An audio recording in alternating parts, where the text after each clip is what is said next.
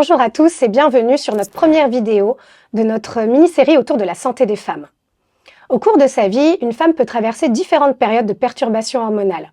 Ça peut être la puberté, la grossesse ou encore la ménopause. Et ces périodes peuvent poser beaucoup de questionnements. Mais pour y répondre, je suis entourée aujourd'hui de nos deux expertes de la Casa Nana, un lieu de santé créé par des femmes et pour les femmes situé à Dijon. Je suis entourée de Sandra Roblot, fondatrice du concept et kinésithérapeute, et d'Élodie Pinguet, diététicienne. Merci à vous. Aujourd'hui, nous nous intéressons à la première étape importante dans la vie d'une femme, tout du moins d'un point de vue biologique, la puberté à l'adolescence. Et je crois que vous avez beaucoup à nous dire à ce sujet. Oui, avant de commencer, il nous paraissait déjà important de distinguer le terme adolescence et puberté. L'adolescence, c'est la période de vie d'un individu qui le fera passer de son état d'enfant à celui d'adulte. C'est un concept plutôt culturel. Alors que la puberté, du latin puber, qui signifie se couvrir de poils, c'est la période de maturation biologique à l'issue de laquelle l'individu sera apte à procréer. C'est un concept plutôt biologique. Très bien, merci pour ce premier éclairage. Mais du coup, quelle définition vous donneriez à la puberté? La puberté représente une étape de vie importante pour l'adolescente. Du coup, c'est la première étape de changement corporel. Il y a déjà le cerveau qui va donner le feu vert pour permettre la transformation du corps de la jeune fille en corps de femme. Il y a du coup la fabrication de substances qui va être des hormones sexuelles qui vont permettre la transition physique et psychologique du corps de la jeune fille en corps de femme. Dans un premier temps, on va avoir la télarche qui va correspondre au développement des seins. À cela va s'ajouter aussi les poils pubiens et les poils axillaires qui vont du coup se développer. On va avoir aussi les glandes sébacées qui vont se développer, donc ça va être l'activation du sébum qui va être à l'origine de l'acné. On va avoir aussi la vulve qui va se développer avec les grandes lèvres qui vont devenir plus proéminentes. Les petites lèvres et les clitoris vont aussi se développer. Il va y avoir le bassin qui va s'élargir, le tissu adipeux qui va recouvrir les hanches et les cuisses. Et enfin, on va aussi avoir des pics de croissance de 3 à 10 cm. Ça part souvent des extrémités, le nez, les pieds, après les jambes, les bras, et ça va finir par la colonne vertébrale. Mais au fur et à mesure de l'avancée, ça va s'équilibrer, ça va être de plus en plus harmonieux et équilibré. Et dans un deuxième temps, il y a la ménarche qui va correspondre à l'apparition des premières règles. Sur les 2 premières années, les règles peuvent être totalement irrégulières comme régulières. Elles peuvent être douloureuses comme indolores. Ça va être aussi l'apparition du désir sexuel. Après, chaque jeune fille suit son propre développement. Il n'y a pas d'ordre préétabli. Donc la puberté, c'est une maturation biologique qui permet de transformer le corps d'une fille en celui d'une femme. Mais du coup, qu'est-ce qui provoque ces changements? Alors, ce déclenchement est directement lié par notre cerveau via l'hypophyse et l'hypothalamus. Alors, l'hypothalamus va produire une hormone, la GnRH, qui va activer la synthèse de la LH et de la FSH. FSH et LH vont agir sur les ovaires qui vont eux-mêmes produire des œstrogènes et de la progestérone. Donc, l'ovulation se met en place. À chaque cycle, un follicule ovarien va devenir mature et va se transformer en ovocyte. Les œstrogènes vont agir sur le système reproducteur féminin et notamment sur les organes, le vagin, les ovaires, l'utérus et les seins. Mais quelle va être la différence chez le garçon? Est-ce que les mêmes hormones entrent en jeu? Non. Chez les garçons, l'organe reproducteur, ce sont les testicules qui vont produire de la testostérone. La testostérone, elle va permettre l'apparition des poils axillaires et pubiens, l'apparition de la barbe, l'élargissement des épaules, etc. Donc ce sera complètement différent chez les garçons. Sandra, plutôt vous disiez que chaque fille suivait son propre développement au niveau de sa maturation. Mais en général, vers quel âge apparaissent ces premiers changements? Alors, les premiers changements, de manière générale, vont arriver entre 8 et 15 ans, ce qui est assez large. L'idéal, c'est que les premiers changements corporels commencent dès l'âge de 8 ans. Si c'est avant, on parle de puberté précoce. Donc là, l'idéal, c'est d'aller voir un spécialiste consulter. Ça peut être un endocrinopédiatre. En ce qui concerne les premières règles, l'idéal, c'est qu'elles arrivent avant 15 ans. Sinon, on parle de puberté tardive. Et là, il est conseillé de consulter un spécialiste. En France, en 2023, en moyenne, les premiers signes, les premiers changements corporels arrivent entre 9 et 10 ans et l'apparition des premières règles à 12-13 ans. Donc la puberté n'a pas lieu au même âge chez toutes les filles. Mais comment vous pouvez l'expliquer? Alors, il y a 4 paramètres qui peuvent influencer l'âge d'arrivée de la puberté. Il y a déjà le poids corporel. On sait que les hormones féminines sont de plus en plus actives à partir d'un poids de 40 kg. Donc la puberté arrive très souvent plus tôt chez les filles qui sont en surpoids.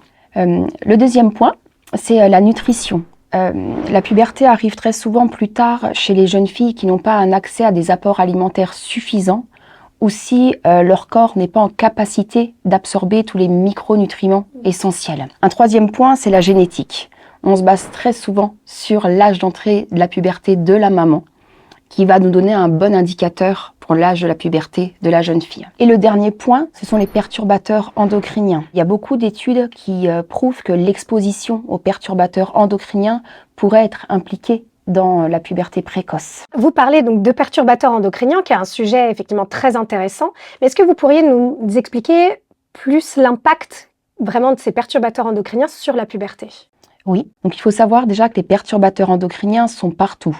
On les mange, on les boit, on les respire, on les étale même sur notre peau. Les perturbateurs endocriniens vont agir en fin de compte sur nos glandes endocrines qui sont responsables de tout le fonctionnement hormonal de l'organisme. Donc ils vont tromper en fait. Exactement. Donc les perturbateurs endocriniens vont perturber l'ensemble des fonctions endocrines et peuvent avoir un impact donc sur tout le fonctionnement hormonal et ils pourraient être impliqués dans de nombreux dysfonctionnements hormonaux tels que les problèmes de fertilité, dans la puberté précoce et même dans certains cancers. Donc ces perturbateurs endocriniens, on va les retrouver partout, dans l'alimentation, au travers des pesticides, dans les contenants en plastique, dans les produits ménagers, les produits de rénovation, dans les protections hygiéniques, dans l'air que l'on respire. Donc l'idée, c'est pas de les diaboliser, on ne pourra jamais tout supprimer, mais la première idée, c'est vraiment de les limiter un maximum. Les perturbateurs endocriniens, c'est un sujet très intéressant que nous abordons dans d'autres vidéos, notamment en lien avec les cosmétiques. Donc n'hésitez pas à vous abonner à notre chaîne YouTube. Quand on parle de puberté, on entend souvent grand 8 émotionnel, quête d'identité, il peut même y avoir des conflits. Comment on peut expliquer tous ces changements? La puberté, ça va être une grande phase de travaux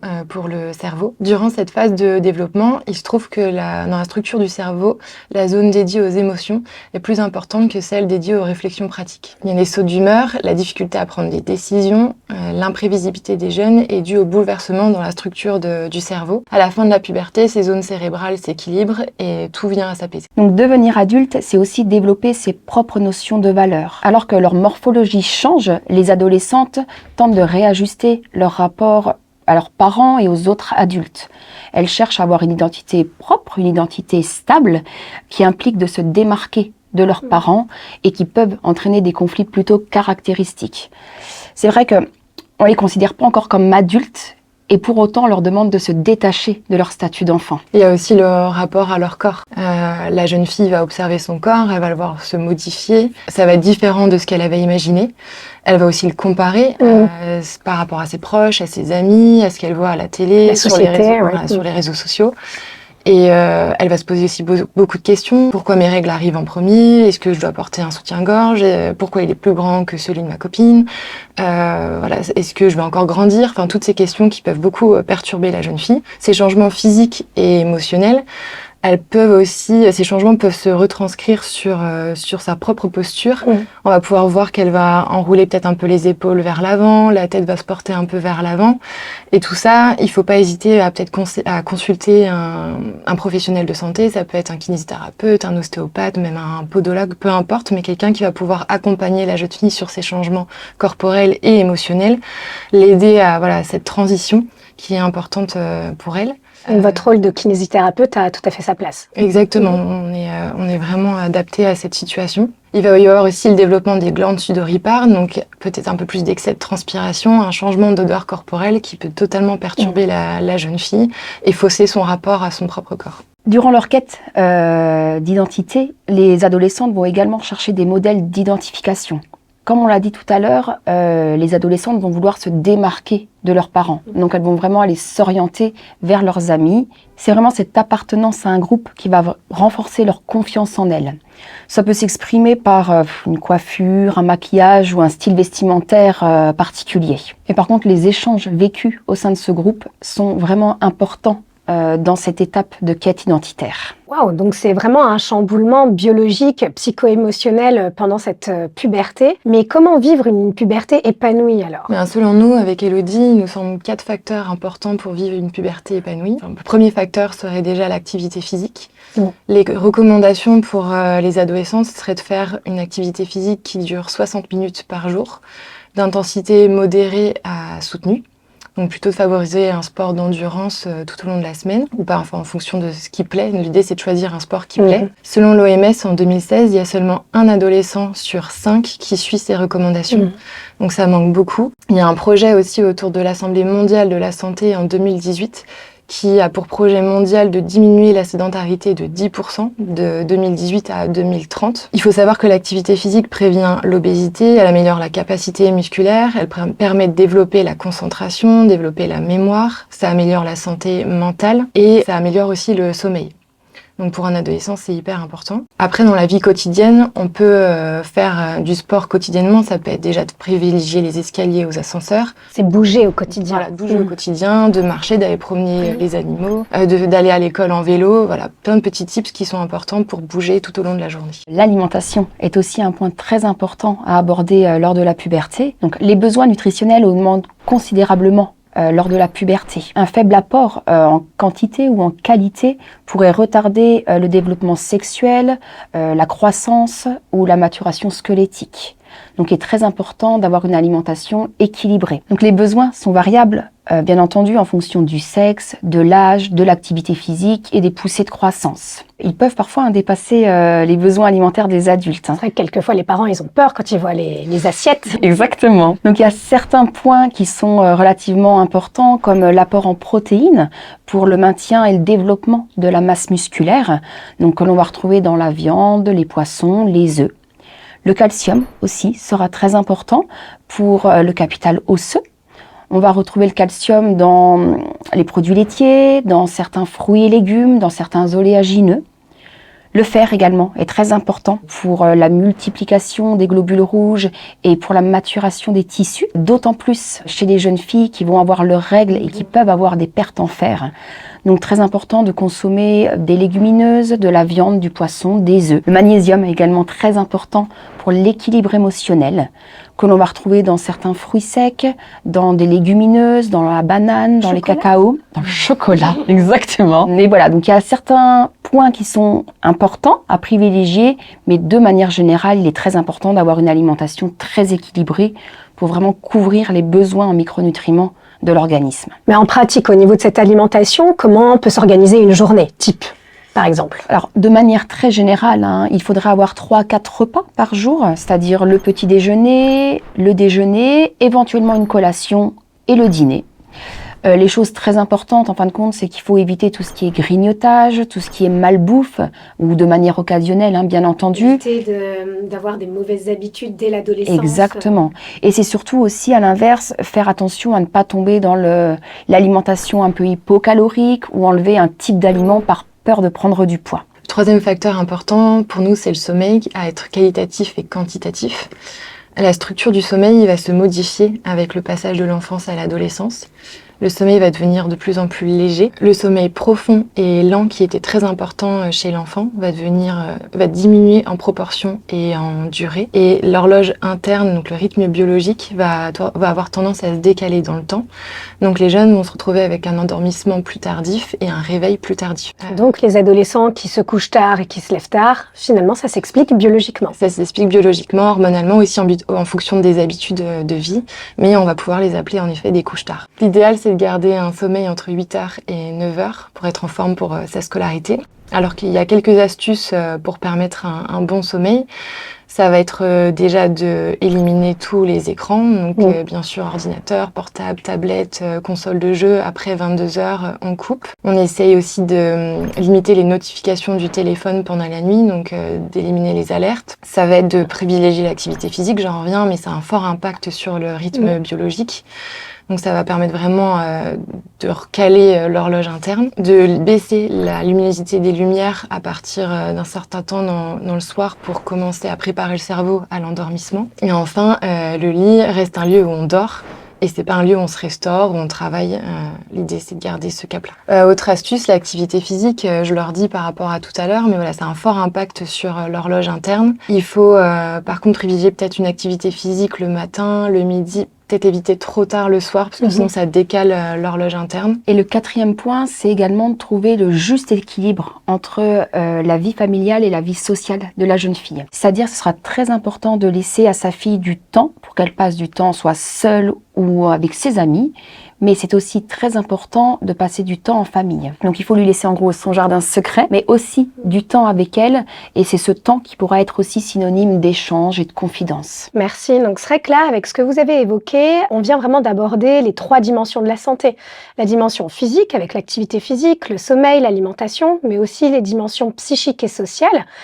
Donc là, sur l'équilibre social et familial, qui sont très importants dans la vie de tout à chacun. Donc nous avons appris déjà beaucoup de choses sur la puberté, mais pour terminer, est-ce que vous pourriez nous donner 5 derniers conseils aux parents ou aux personnes qui nous regardent pour permettre d'accompagner bien leur fille à la puberté? Oui, mais le premier point, ça va être déjà de discuter avec sa fille. Dès qu'elle est sensible ou réceptive, en tout cas, au sujet, l'idée, ça va être de toujours pouvoir l'informer. Mieux elle est informée, moins elle appréhendra ces transformations. De parler de la puberté de façon positive. L'idée, c'est voilà, de lui parler des différentes transformations, donc les poils, l'arrivée des règles, les odeurs, la transpiration qui peuvent aussi être dérangeantes pour elle, et pousser de croissance. Oui, et pas stigmatiser. Exactement, voilà, c'est ça. Et en même temps, d'en parler aussi autour de la famille, que ce soit pas un sujet tabou, que tout le monde y participe, les frères, les sœurs, voilà, que ce soit un sujet abordé sans tabou. Il ne faut pas aussi hésiter à proposer à sa fille de l'accompagner auprès d'un médecin ou d'un gynécologue, juste pour répondre à ses questions. Lors d'un examen avec une jeune fille, il n'y a pas d'examen gynécologique qui est fait, il n'y a pas de frottis. C'est juste répondre à ses questions, à ses éventuelles peurs. Donc voilà, ne pas hésiter à l'accompagner et à lui proposer justement un rendez-vous médical. C'est vrai qu'en plus, certaines jeunes filles peuvent peut-être avoir des difficultés à s'exprimer, à poser des questions auprès de leurs parents. Donc là, ça permet d'avoir un autre interlocuteur. Exactement, oui. En pleine puberté, il y a des sautes d'humeur, il y a des excès de rébellion. Il faut savoir que c'est tout à fait normal.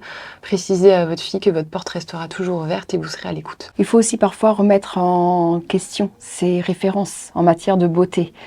Comme on l'a évoqué tout à l'heure, l'adolescente peut, dans sa quête identitaire, développer un style vestimentaire, des coiffures un petit peu particuliers.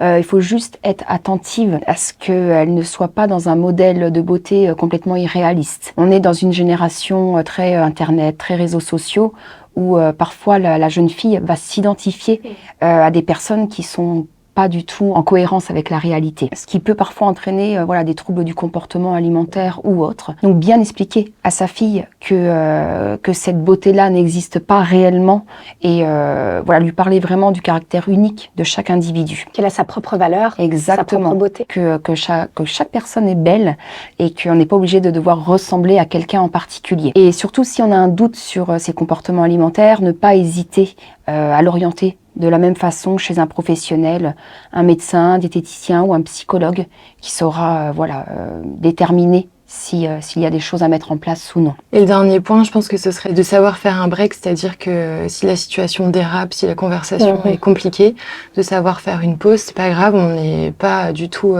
obligé d'avoir la bonne réponse au bon moment. On se met de côté, on attend un petit peu et on en reparle avec sa fille quand le moment est propice et bienvenu et qu'on est un peu plus ouvert à la conversation. Merci Élodie et Sandra pour toutes ces informations, ces précieux conseils. Donc on a vu que effectivement la puberté pouvait être parfois difficile, tant du côté de l'adolescent, tant du côté du parent. Néanmoins, une bonne communication, de l'attention et du respect mutuel peuvent être d'excellents outils pour traverser cette étape incontournable de la vie.